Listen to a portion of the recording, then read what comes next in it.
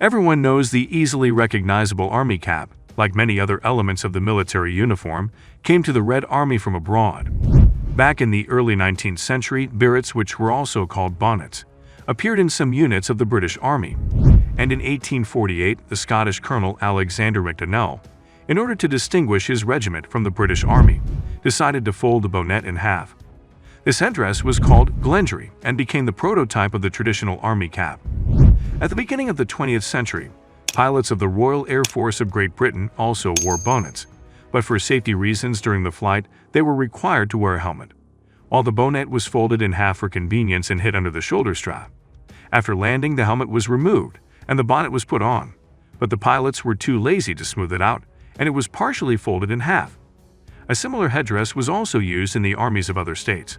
In Italy, it was a bustina, and in Poland, it was a forage cap. Tsarist Russia was no exception. In 1913, a soft cloth folding hat for pilots was introduced in the aviation and aeronautical units of the Russian Imperial Army. It was called Pilotka from the word pilot. Every officer pilot was supposed to wear it, and 2 years later, it was introduced in military schools.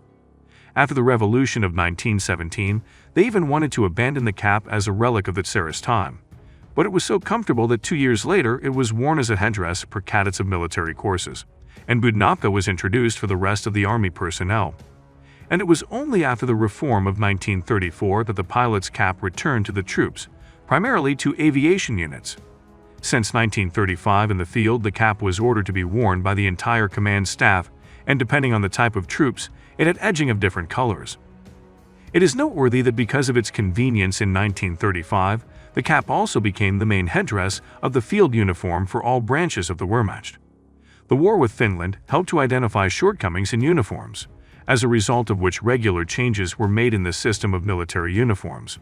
It was decided to cancel the Budnovka and make the cap the main headdress of the private, as well as junior and middle command staff.